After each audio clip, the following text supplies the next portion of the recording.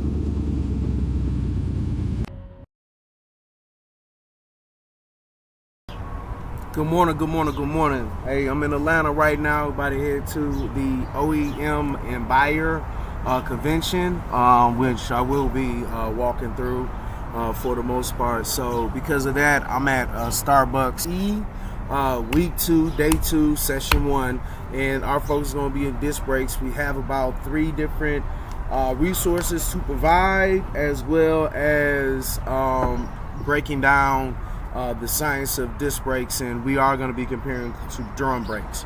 All All right, so let's go ahead and get to it.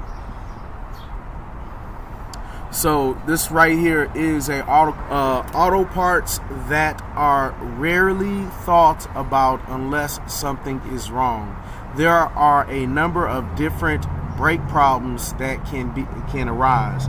So learn all about brake repair parts. Will be it really breaks down the 4 things you see there: brake conversion, brake parts, brake problems, brake repair. We will go more into detail with this one later on, but for right now we're looking for the science. So does it tell us the science? So looking at this, brake conversion is a complicated process, but it can really improve. Take a look at our braking guide. So they have a brake test. We may take that later. After that, so this is going to be something that's going to really help us identify our faulty brakes if we do have those. One sec. So how to identify bad brakes and when to replace them. So why are brakes so important? Over time, brake components like pads, rotors, and calipers wear out. If they aren't replaced in time, it can lead to reduced stopping power, increased risk of accidents, and expensive repairs. Identify brake problems early can save you money and keep you safe on the road. Let's dive into the most common signs of bad brakes. So these are the signs of bad brakes. 1, squeaking or squealing noise.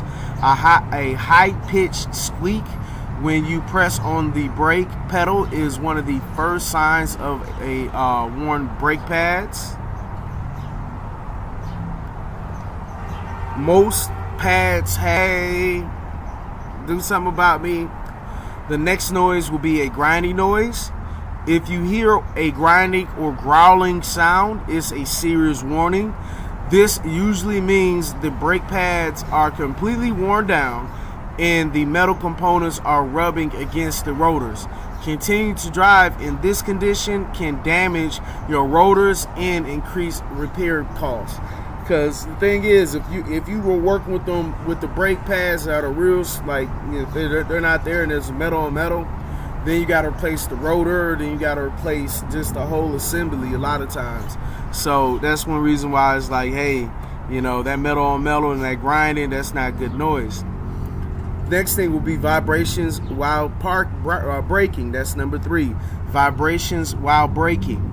A shaky steering wheel or vibration in the brake pedal when heavy braking over a long period. Number 4. Longer stopping distance. If your car takes longer to come to a complete stop, it's a clear sign of brake trouble. This could mean the brake pads or other components are worn and aren't providing adequate stopping power. Number 5, braking warning light. Most modern vehicles have a dashboard warning light that comes on when there's an issue with the brakes. If the light illuminates, check your brakes immediately. Number 6, pulling to one side. If your vehicle pulls to one side when braking, it could be due to uneven braking pad wear, a stuck caliper, or brake fluid contamination. Soft or spongy when pressed could indicate air in the brake lines or a problem with the hydraulic system. This issue requires immediate attention. So when you're inspecting your brakes, first things first, you're gonna listen to noise, you're gonna check the brake pads, then you're gonna inspect the rotors, and then you're gonna test the brake pedal. And you're gonna basically test for those 7 things. If one of those 7 things happen when you press it, if it squeaks, squeals, grinding noise, or any kind of well, actually, it's really just 3 of the things. That's really what you're looking for. So, yeah, by the way we're going to test it, press the brake pedal while the car is off. It should feel firm, not soft or spongy. All right, and watch for brake fluid leaks. Check underneath your car for any puddles of brake. So what do we have here? We say brake pads replace every 25,000 and 70,000 miles, depending on the type of pads in the way you're driving, in the driving conditions.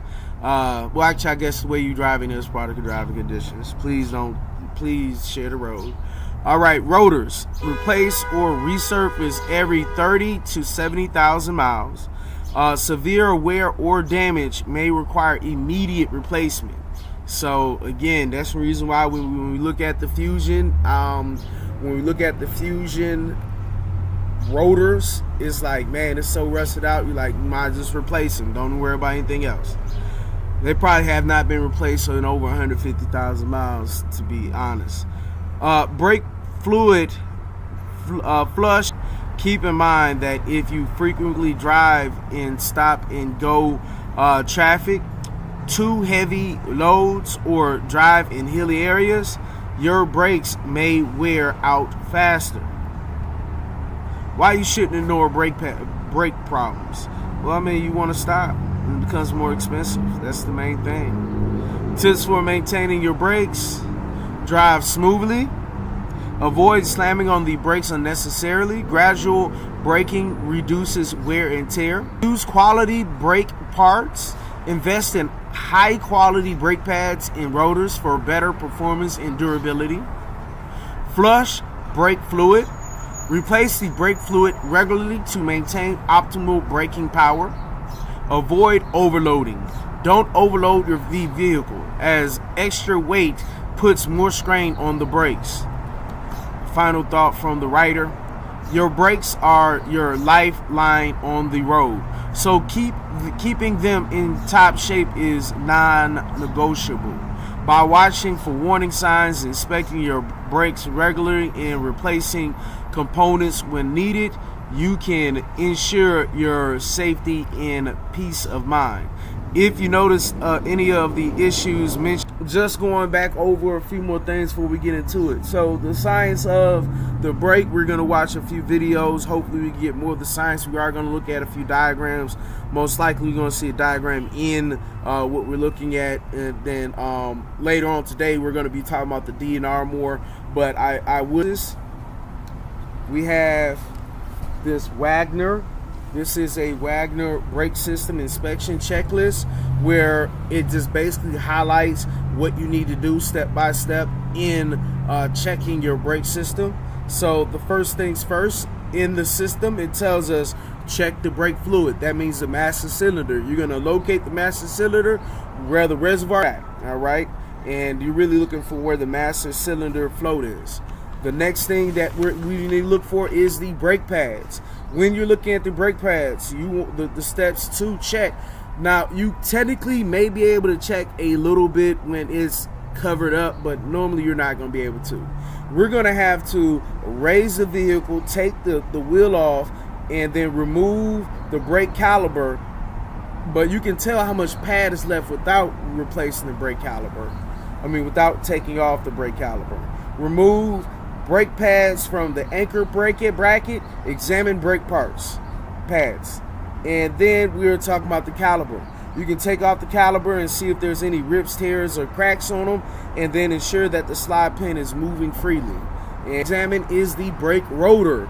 And the main thing is you're going to check the surface and then going to check the edges and see how it's wearing.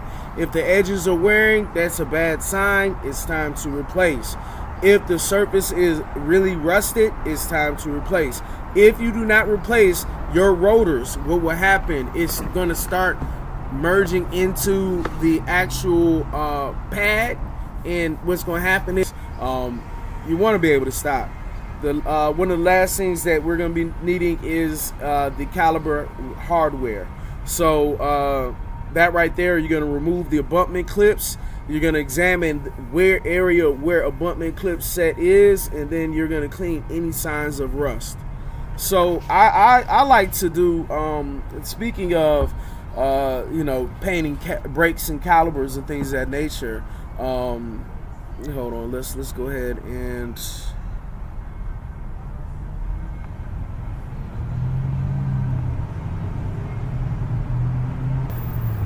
since we're on the notion of brake calipers, I myself love designing brake calipers. You can use vinyl, you can use spray paint, you can use the regular brush, or you can take it to the shop and they can drip it.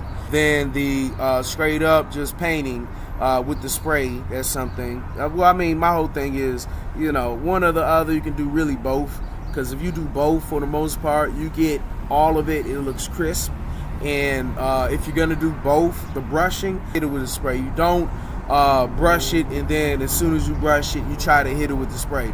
If you do that, you're going to basically, it's not activated, it's not stiff, it's not dry or anything of that nature, and you're double working yourself. So that's one thing. You couple of those.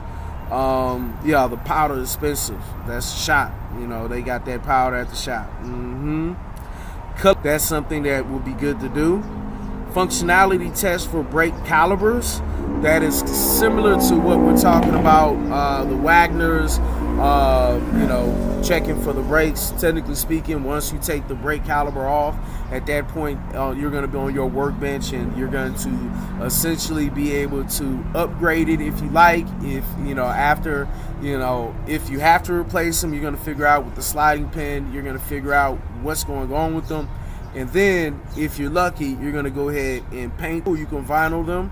If you're dealing with a faster vehicle, just spray paint and brush, and then spray paint. Because if you're dealing with a fast vehicle and you vinyling, the heat will actually show the edges after a while. So, and I mean, I know one thing is, a lot of people like drive fast. So, when you like drive fast, you like your money too. So, hey, pick your poison. So, the different technology for painting calipers, techniques. Yes, we've already talked about the four. We're going to actually have, we're gonna show some tutorials on that. That's gonna be 1 week of training on caliper design. So again, we're gonna do 1 week of training on caliper design. I'm not exactly sure if that's gonna be an April thing or May thing, depending on. But it's gonna be 1 week, and then we're gonna show difference of the spray paint. Then we're going to show you difference of doing both of those, and then we're going to show you difference of vinyling the calipers. So that's the plan for one of those trainings in April or May. Let's go ahead and watch a few videos so we can learn a little bit more of the science, and then we're going to come back to it. Let's do it.